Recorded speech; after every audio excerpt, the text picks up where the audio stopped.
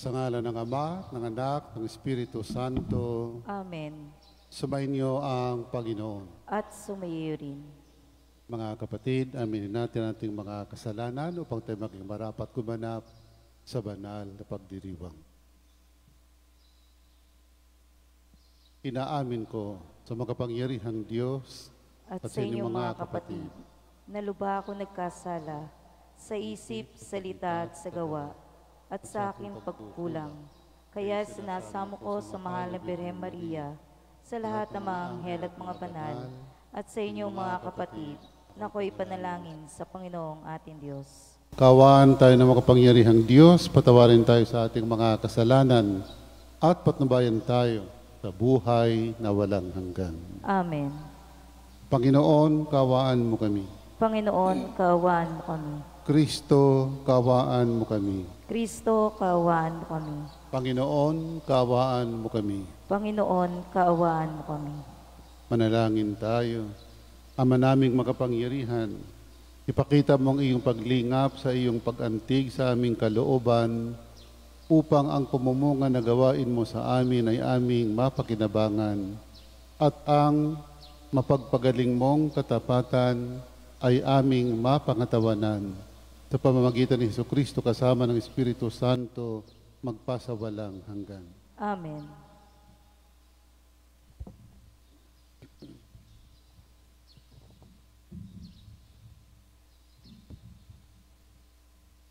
Pagbasa mula sa aklat ng pahayag. Sinabi sa akin, Juan, narito ang dalawa kong saksi. Ito'y ang 2 punong ulibo at 2 ilawan sa harapan ng Panginoon ng lupa. Kapag may nagtangkang manakit sa kanila, lalabas sa bibig nila ang apoy na tutupok sa kanilang mga kaaway. May kapangyarihan silang ipinid ang langit upang hindi umulan sa panahon ng pagpapahayag nila ng salita ng Diyos. May kapangyarihan din silang gawing dugo ang tubig at magpadala ng anumang salot sa lupa tuwing maibigan nila. Pagkatapos nilang magpatotoo, aahon ang halimaw na nasa bangin at makikipaglaban sa kanila. Matatalo sila at mapapatay ng halimaw at ang kanilang bangkay ay mahahandusay sa lansangan ng dakilang lungsod na ang mahiwagang pangalan ay Sodoma o Ehipto. Dito rin ipinako sa krus ang kanilang Panginoon. Sa loob ng 3 araw at kalahati, ang kanilang mga bangkay ay panonoorin ng mga tao mula sa iba't ibang lahi, lipi, wika at bansa, at hindi sila papayag na ilibing ang mga bangkay. Magagalak ang lahat ng tao sa sanlibutan dahil sa pagkamatay ng 2 ito. Magdiriwang sila at magbibigayan ng mga regalo sapagkat ang 2 propetang iyon ay nagdulot ng labis na kahirapan sa kanila. Pagkalipas ng 3 araw at kalahati, ibinalik ng Diyos ang kanilang buhay at sila'y tumindi. Nasindak ng gayon na lamang ang mga nakakita. Pagkatapos ay narinig nila ang isang malakas na tinig mula sa langit na ang wika, "Umakyat kayo rito." At habang nakatingin ang kanilang mga kaaway, napasalangit sila sa isang ulap. Ang salita ng Diyos. Salamat sa Diyos. Salmong tugunan. Ang poon ay papurihan, siya ang aking sanggalang. Ang poon ay papurihan, siya ang aking sanggalang. Purihin ang poon na aking sanggalang. Sa pakikibaka, ako ay sinanay. Inihanda ako upang makilaban. Ang poon ay papurihan, siya ang aking sanggalang. Matibay kong muog at tagapagligtas, at aking tahanang hindi matitinag. Tagapagligtas kong pinagkakatiwalaan, nilulupig niya ang sakop kong bayan. Ang poon ay papurihan, siya ang aking sanggalang. O Diyos, may awitin akong bagong-bago. Alpay tutugtugin at aawit ako. Tagumpay ng hari ay iyong kaloob at iniligtas mo si David mong lingkod. Ang poon ay papurihan, siya ang aking sanggalang. Hallelujah, hallelujah, hallelujah, hallelujah. Si Kristo ay nagtagumpay, nalupig ang kamatayan, nagtingin ang pagkabuhay. Hallelujah, hallelujah, hallelujah, hallelujah, hallelujah. Sumainyo ang Panginoon. At sumayo rin. Ang mabuting balita ng Panginoon ayon kay San Lucas. Papuri sa iyo, Panginoon. Noong panahon yon, may ilang Saduseyo na lumapit kay Jesus.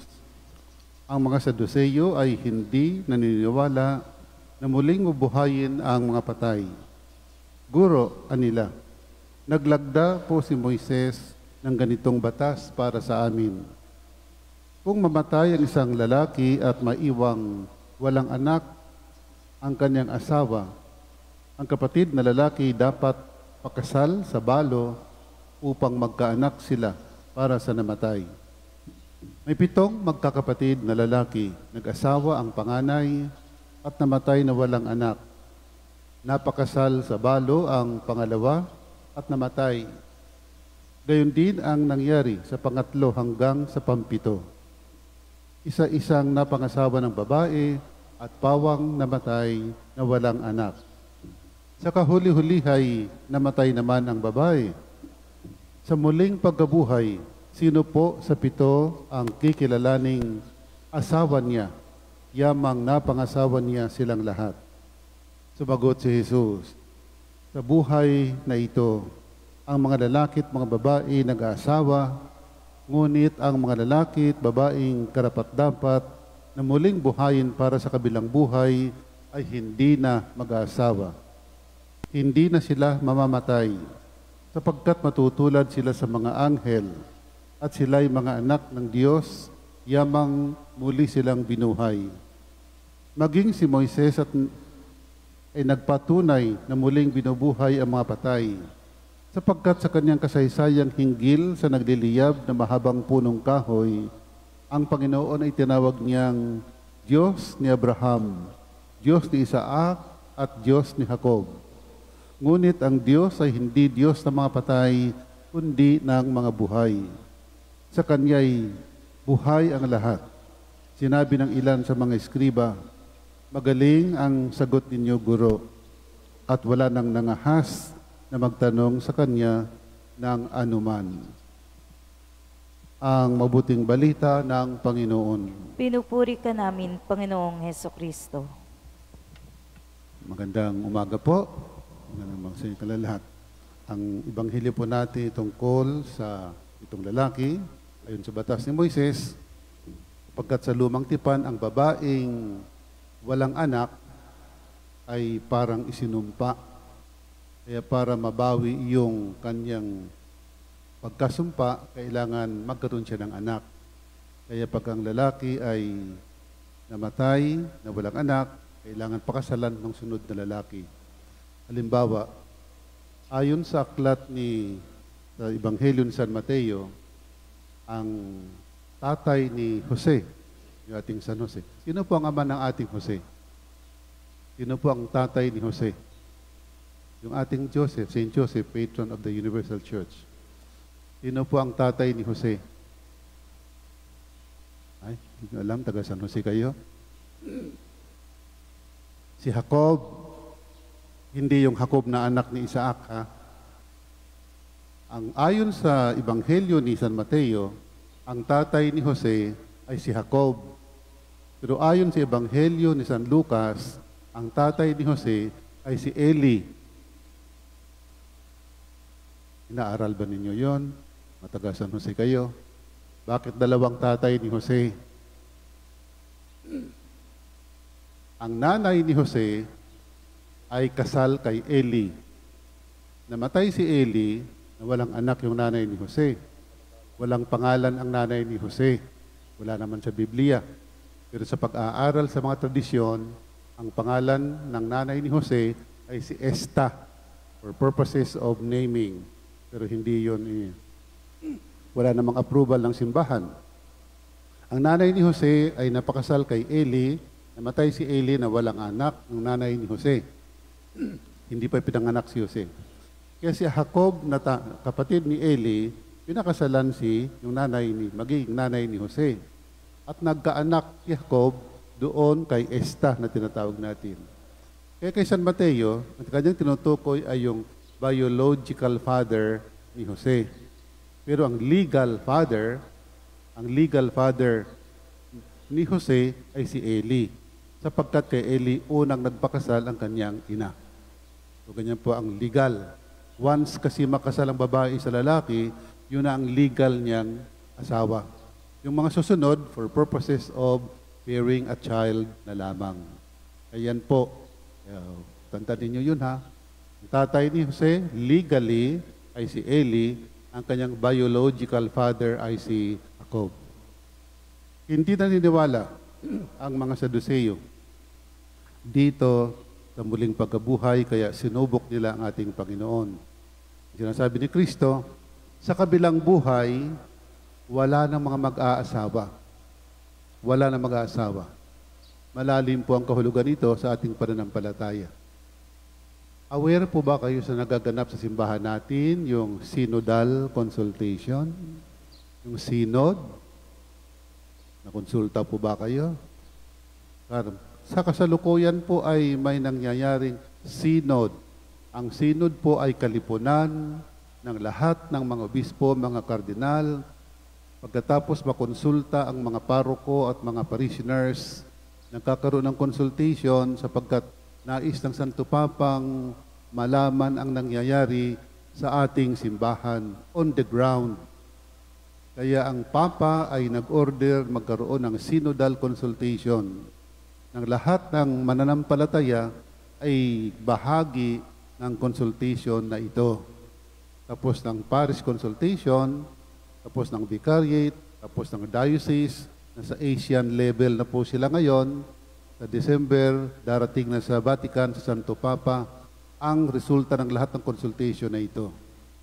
Maganda po ang sinodal sapagkat nais ng simbahan na lahat ay makakasama. Lahat, walang maiiwan. Sapagkat ang ating kaligtasan is something that is communal. Ibig sabihin, bawat isa may responsibilidad para sa kaligtasan ng kapwa-tao. Pero pagdating ng panahon, communal man ang ating pagsisikap as we travel as a church. Di po ba tayo ay simbahang naglalakbay? Habang tayo naglalakbay, may responsibilidad tayo sa bawat isang akayin ang bawat isa tungo sa kaligtasan. Pero pagdating ng panahon, ang kaligtasan will be individual. Pagdating ng kanya-kanyang panahon, ang kaligtasan ng bawat isa ay individual. Hindi mo pwedeng iaasa ang kaligtasan mo sa kapwa mo. Magtulungan po tayo. Magtulungan po tayo. At may responsibilidad tayo sa bawat isa. Tutulungan natin habang tayo bilang simbahang naglalakbay. Pero pagdating ng panahon, ang kaligtasan ay kanya-kanya. Kaya sinasabi ni Kristo dito, sa muling pagkabuhay, 7 man ang naging asawa ng babaeng ito, sa kabilang buhay, wala nang asa-asawa doon. Ito po ang on-the-side na meaning ng Ebanghelyo natin. Individual po ang kaligtasan ng bawat tao. Pero habang tayo nabubuhay, tayo po ay may responsibilidad at tungkulin sa bawat isa. Kaya huwag po nating iaasa ang ating kaligtasan sa ating kapwa. Habang tayo nakikipagtulungan, ay sikapin natin individually ang ating kaligtasan. Sa ngalan ng Ama, ng Anak, ng Espiritu Santo. Amen. Napakamalwalhati ng kapayapaan at pag-asa sa muling pagkabuhay. Manalangin tayo ng may pusong malaya mula sa hangal na pag-aalinlangan at pagdududa, sapagkat nananalig tayo sa pangako ni Jesus na muling nabuhay para sa atin. Kaya ating tutugon sa bawat panalangin, Diyos ng buhay, dinggin mo ang aming panalangin. Diyos ng buhay, dinggin mo ang aming panalangin.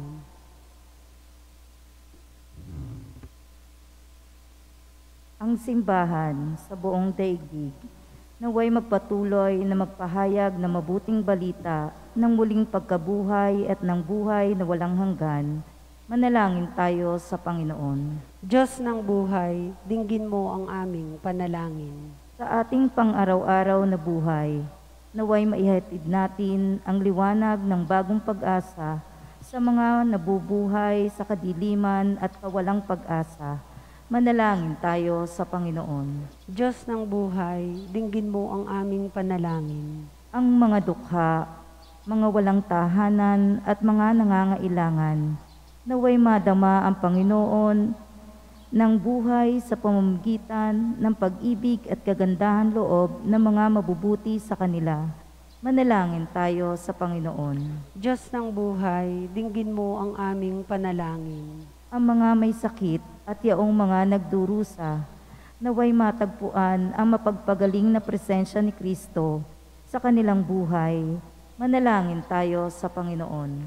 Diyos ng buhay, dinggin mo ang aming panalangin. Ang mga yumao, naway makatagpo ng kaligayahan sa tiyak na pag-asa ng muling pagkabuhay. Manalangin tayo sa Panginoon. Diyos ng buhay, dinggin mo ang aming panalangin. O Diyos ng mga buhay, bigyan nawa kami ng Eukaristiyang ito ng paghahangad sa walang hanggang hapag na iyong inihanda sa amin kung saan makalulugod kami sa kaligayahan ng iyong presensya magpakilanman. Inihiling namin ito sa pamamagitan ni Kristong aming Panginoon. Amen.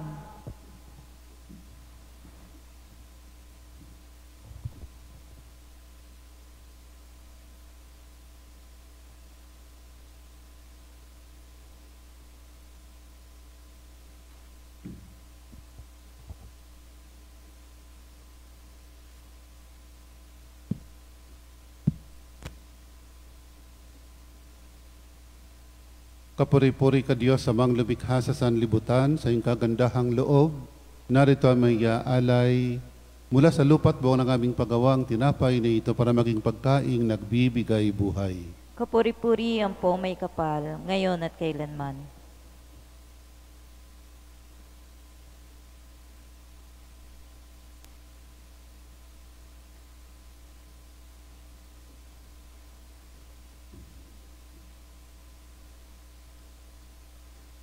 Kapuri-puri ka Diyos sa mga lumikha sa sanlibutan. Sa iyong kagandahang loob, narito ang may alay mula sa katas ng ubas at buong ng aming paggawa ang alak na ito para maging inuming nagbibigay ng iyong Espiritu. Kapuri-puri ang po may kapal, ngayon at kailanman.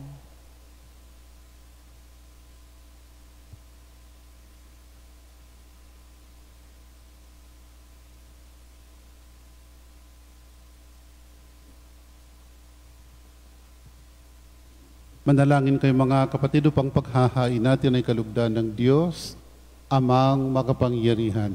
Tanggapin nawa ng Panginoon itong paghahain sa iyong mga kamay, sa kapurihan niya at karangalan sa ating kapakinabangan at sa buong sambayan niyang banal.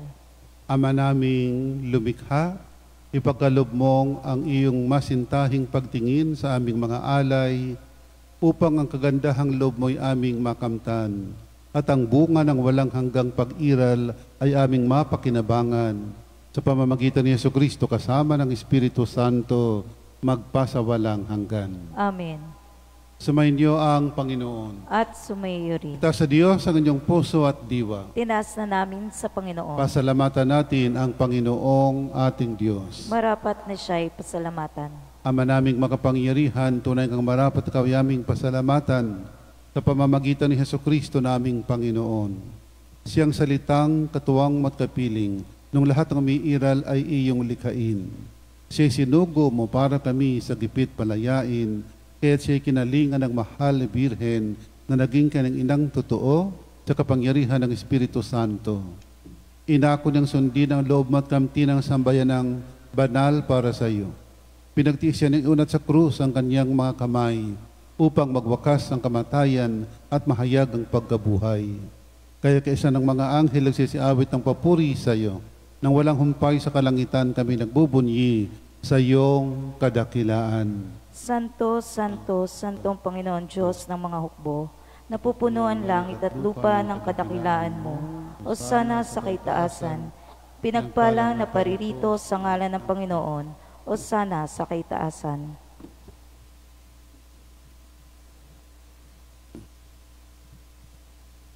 Ama naming banal, ikaw ang bukalang tanang kabanalan, kahit sa pamagitan ng Espiritu gawin mong banal ang makaloob na ito, upang para sa amin maging katawan at dugo ng aming Panginoong Hesukristo.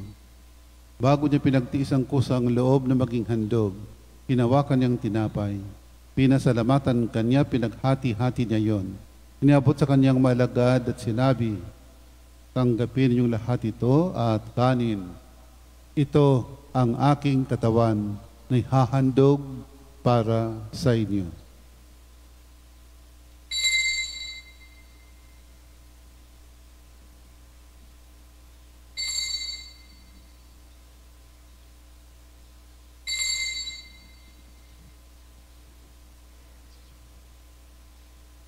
Gayon na naman, nung matapos ang hapunan, hinawakan niyang kalis.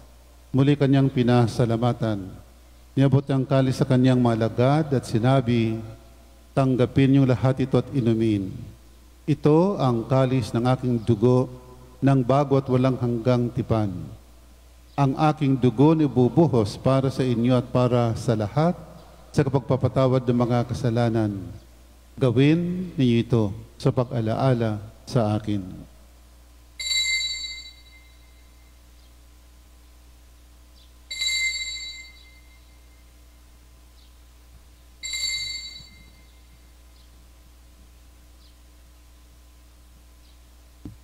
Ipagbunyi natin ang misteryo ng pananampalataya. Si Kristo'y namatay, si Kristo'y nabuhay, si Kristo'y babalik sa wakas ng panahon.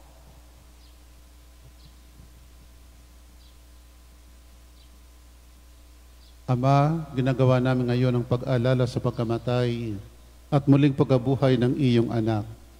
Kaya tiniaalay namin sa iyong tinapay ng bibigay buhay at ang kalis na nagkakaloob ng kaligtasan.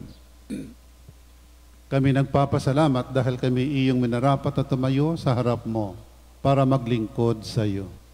Isinasamo namin kaming magsasalo-salo sa katawan at dugo ni Kristo'y mabuklod sa pagkakaisa sa pamamagitan ng Espiritu Santo. Ama, lingapin mong simbahang laganap sa buong daigdig. Puspusin mo kami sa pag-ibig. Kaysa ni Francisco naming Papa, ni Gilbert na aming Obispo at ng Tanang Kaparian. Alalahanin mga kapatid naming nahimlay na may pag-asang sila'y muling mabubuhay. Gayon din ang lahat ng mga pumanaw. Kawaan mo sila't patuloyin sa iyong kaliwanagan. Kawaan pagindapatan kaming lahat na makasalo tayong buhay na walang wakas. Kaysa ng mahal na Birheng Maria na ina ng Diyos, kaysa ng poong San Jose ng mga apostol at ng lahat ng mga banal na namuhay dito sa daigdig ng kalugod-lugod sa iyo. May pagdiwang nawa namin ang pagpupuri sa kararangal mo sa pamamagitan ng iyong anak na aming Panginoong Hesukristo. Sa pamamagitan ni Kristo kasama niya at sa Kanya, ang lahat ng parangal at papuri ay sa iyo, Diyos amang makapangyarihan, kasama ng Espiritu Santo, magpasawalang hanggan.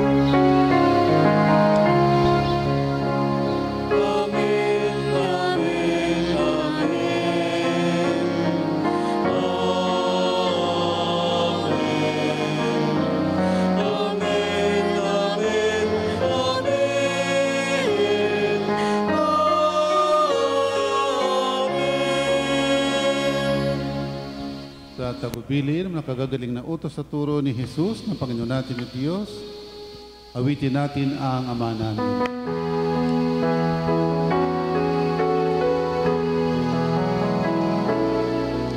Ama namin, sumasalangit ka. Sambahin ang ngalan mo. Mapasa amin ang kaharian mo. Sundin ang loob mo.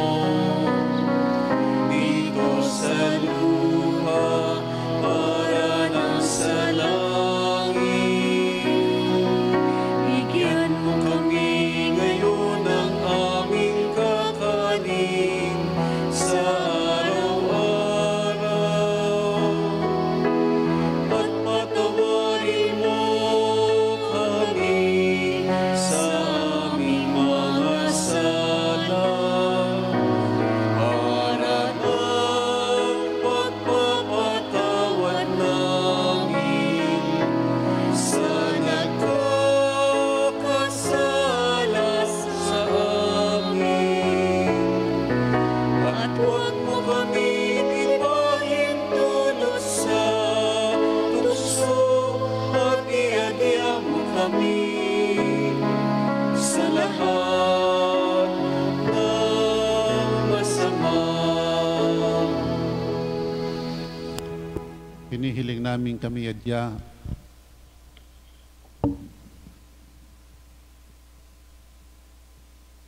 Hinihiling namin kami adya sa lahat ng masama, pagkalooban ng kapayapaan araw-araw, iligtas sa kasalanan at ilayo sa lahat ng kapahamakan. Samantalang aming pinanabikan ng dakilang araw ng pagpapahayag ng tagapagligtas naming si Hesu Kristo. Sapagkat iyo ang kaharian at ang kapangyarihan at ang kapurihan magpakailanman. Amen. Panginoong Jesucristo, sinabi mo sa mga apostol, kapayapaan ang iniiwan ko sa inyo. Ang aking kapayapaan binibigay ko sa inyo. Tunghayan mo aming pananampalataya at huwag ang aming mga pagkakasala. Pagkalooban mo kami ng kapayapaan at pagkakaisa ayon sa iyong kalooban, kasama ng Espiritu Santo, magpasawalang hanggan. Amen. Ang kapayapaan ng Panginoon ay laging sumainyo. At sumayo rin. Magbigayan po tayo ng kapayapaan sa isa't isa. Peace be with you. Kordero ng Diyos, nag-aalis ng mga kasalanan ng sanlibutan, maawa ka sa amin. Kordero ng Diyos, nag-aalis ng mga kasalanan ng sanlibutan, maawa ka sa amin. Kordero ng Diyos, nag-aalis ng mga kasalanan ng sanlibutan, ipagkaloob sa amin ang kapayapaan.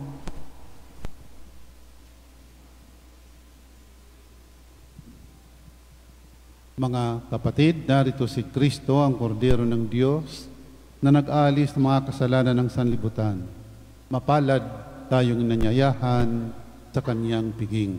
Panginoon, hindi ako karapat-dapat na magpatuloy sa iyo, ngunit sa isang salita mo lamang ay gagaling na ako.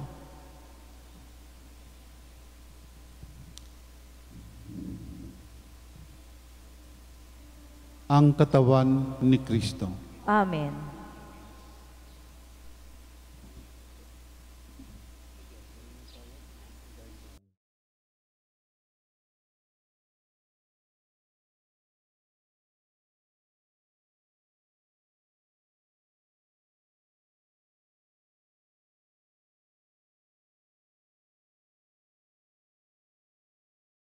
O Diyos, Ikaw ang laging hanap.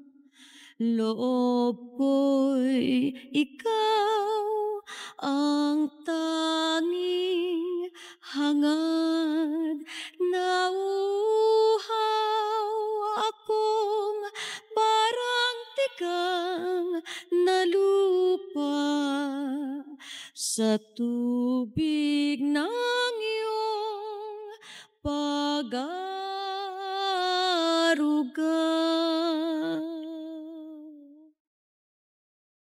Ika'y pagmamasdan sa dakong kanal, nang makita ko ang iyong pagkarangal.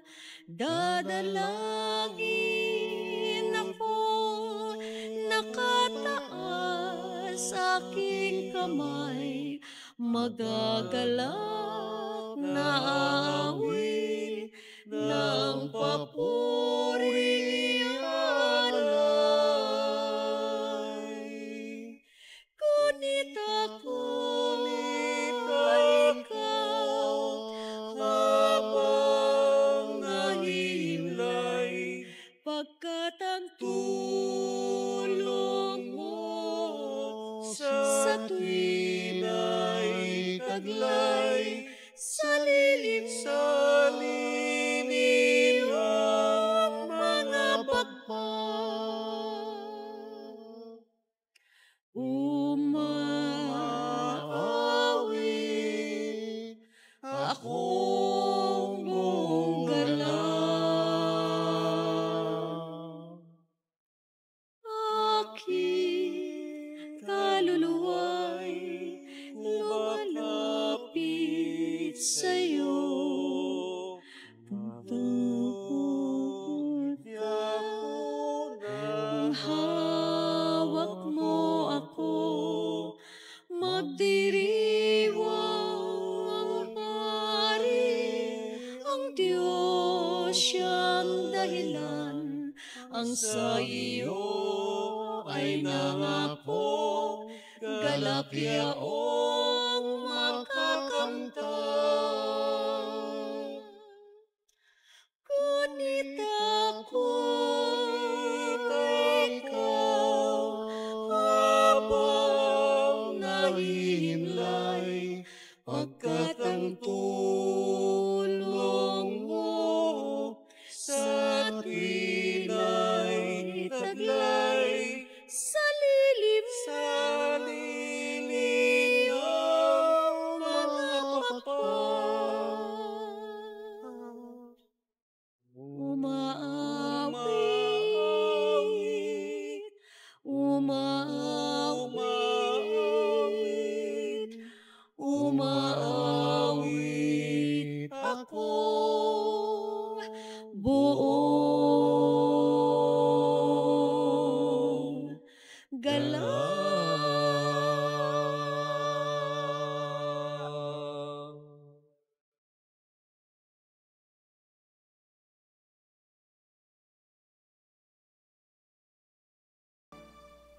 Manalangin tayo.